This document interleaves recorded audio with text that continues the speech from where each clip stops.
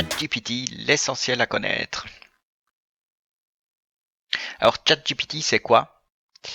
Dans ChatGPT, il y a chat, c'est-à-dire que c'est un agent conversationnel, ce qui, quelque part, comme on va le voir dans la suite, est un objet de langage. Dans ChatGPT, il y a également GPT, parce que le mode de fonctionnement de cette IA est basé sur le modèle GPT 3,5, 4 pour la nouvelle version. Il s'agit d'un transformateur génératif pré-entraîné, c'est-à-dire, pour simplifier, d'un algorithme entraîné sur une grande quantité de données textuelles dont la finalité est de prédire les mots suivants dans une phrase en se basant sur le contexte. Il n'y a donc pas de compréhension au sens strict du terme, mais juste l'intervention de statistiques.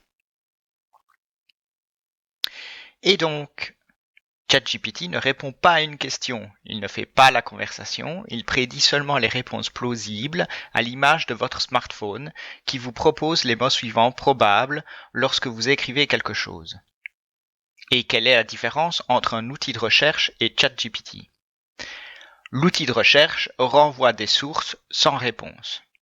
ChatGPT, lui, donne une pseudo-réponse sans citer ses sources, en tout cas pour la version gratuite. Il est dès lors toujours primordial de ne pas prendre pour argent comptant ce qu'il peut raconter, même s'il sait souvent se montrer très convaincant. On peut malgré tout se demander pourquoi il ne répond pas n'importe quoi, quel que soit le thème, notamment lorsque des considérations éthiques interviennent. Simplement parce que ChatGPT ajuste ses réponses en se basant sur des avis donnés par des humains qui l'ont entraîné. Il a, en quelque sorte, appris d'humains ce qu'il convient ou non d'écrire. Alors pourquoi et comment l'utiliser malgré tout? Il peut facilement broder, c'est-à-dire que partant d'un texte simple avec des consignes précises, il est capable de l'étoffer et donc de générer beaucoup de texte à partir d'une amorce limitée. Deux règles sont à respecter absolument pour écrire un bon prompt et donc espérer recevoir une réponse valable. Fournir un maximum d'informations détaillées et cohérentes. Rappelons-nous que le texte généré l'est en fonction du contexte fourni. Ensuite, le système tient compte de ce qui précède dans la conversation. Si une réponse ne convient pas, ou seulement partiellement, il ne faut pas hésiter à demander à ChatGPT de la modifier en fonction d'informations complémentaires. Toutefois, quelle que soit la qualité de la réponse fournie, il faut toujours rester vigilant et la vérifier. Les étapes à suivre pour un bon prompt. Attribuer un rôle à l'IA. Répond comme un biochimiste par exemple. Et présentez-vous. Je suis professeur de, par exemple, chimie en bachelier technologue de laboratoire médical niveau 6 du cadre européen de certification. Décrivez clairement la tâche que vous voulez faire effectuer à l'IA. Génère-moi une liste de mots régulièrement utilisés lorsque l'on parle de la biochimie spécifique des virus et donne leur définition, par exemple. Ajoutez des contraintes. Le niveau des apprenants, par exemple, les étudiants auxquels s'adresse cette liste viennent de commencer le cursus et n'ont encore que des connaissances lacunaires.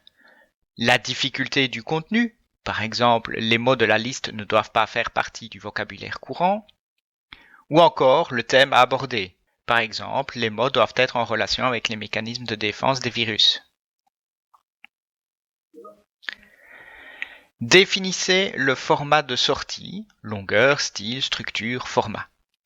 Par exemple, la liste doit contenir 10 mots avec la définition en regard dans un tableau à 2 colonnes.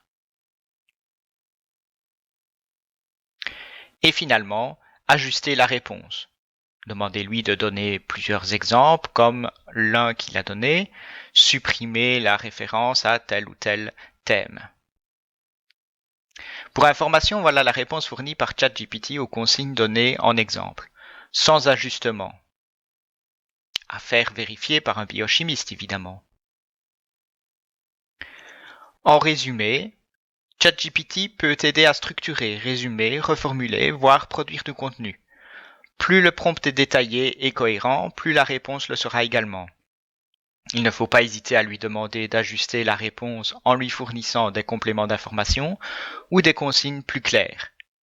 Et finalement, par-dessus tout, toujours vérifier la réponse et ne pas lui faire une confiance aveugle.